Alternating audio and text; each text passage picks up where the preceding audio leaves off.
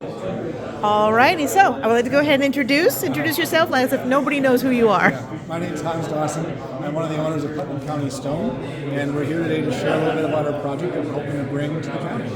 Perfect. So some of the main concerns of the project are how is it going to affect the quality of Lake Sinclair, Lake Oconee, and groundwater, and you were showing me this right here.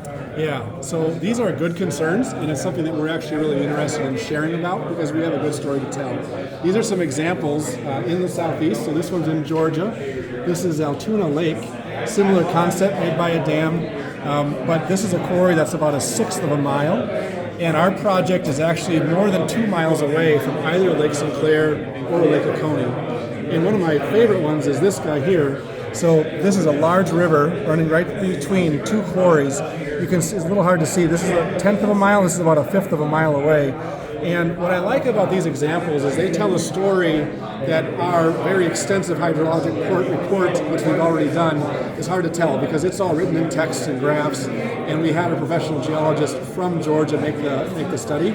But this shows what's actually possible.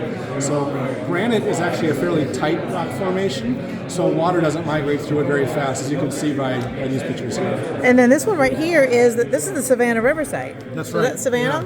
Yeah. Yep. So and it's almost right to the boundary. Right. It nearly touches. This is actually 0.1 miles from the hole itself to this little part of the river complex.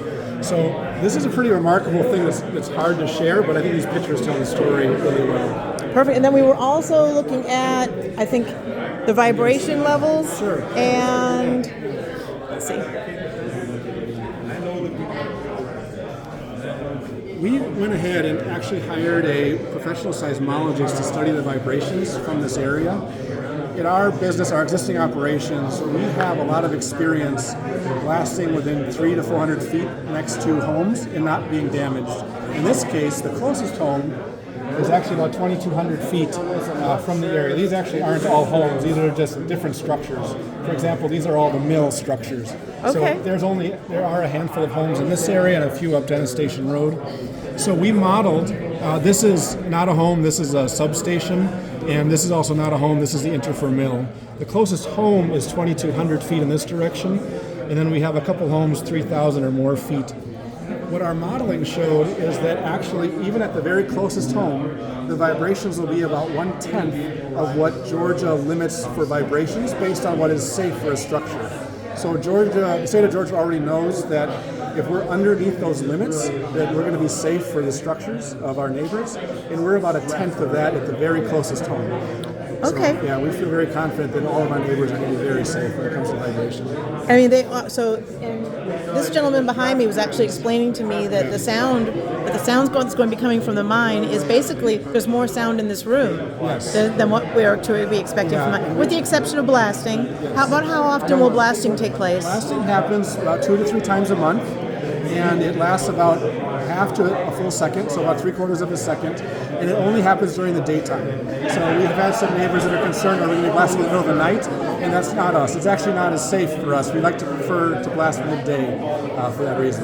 And I think they were saying that the blasting only, like you said, takes place a couple of times a month, and there will only be a second, then it will be over. Yes, that's right. Yeah. And within that second, if you think about maybe like the blasting, or if somebody had experience from a quarry 30, 50 years ago, they used to light all the explosive off at the same time. We don't do that anymore. So our blasts are cut up into 50, 60, or 100 holes, and each one gets a separate charge that has a little computer chip in it, and we time to the millisecond, so it's like a lot of little blasts going off one at a time. The result of that is a dramatic decrease in blasting vibrations compared to generations past. So it's one of the reasons why we can be so far underneath the state limits. Perfect. And someone was also making a comment back to the water in the lake and the water quality. We were talking about wells and people's wells, and maybe if these, because a lot of people are on a well source. Yeah. So you were going to So we've done a couple things. The first is we've hired that Georgia hydrologist to study. We actually drilled a number of wells on site and did pumping tests. That's where he based his report off of to determine that we won't really have limits outside of our property boundary. But in addition to that, we are proactively agreeing to drilling wells all around the property, and we're going to monitor those all the time. We've also agreed to place monitors in neighboring wells if they want to have them, so we'll be able to monitor the groundwater all the time, and we're happy to share that data with the county or with our neighbors. Even beyond that, if there's any issue with their water levels, if the quarry is caused, we will allow them to hire a third-party driller to analyze it. If the quarry has caused the water to go down, we will cover it 100% cost. So whatever that issue is, we will cover it without a penny out of the pocket of our neighbors. Perfect. And I think there was one more thing that we can go over here. Yeah. So we can walk over this way. So these berms were going to be put around the property. So you're going to be putting berms around the property? Yes. One of the things that's a little deceptive is this is a very large parcel. This entire boundary is actually about 917 acres. The quarry is only going to be about 90 acres. We drilled the whole property. The only quality granite that we can sell to Georgia DOT is actually in this area. So even if we wanted to, there's actually no granite of quality in the rest of the property. We have tremendous buffers that are going to stay natural and timbered, and we don't plan to cut the timber. But we've also decided to add, if you come down to this area, this is our plant location, right across the street from the mill.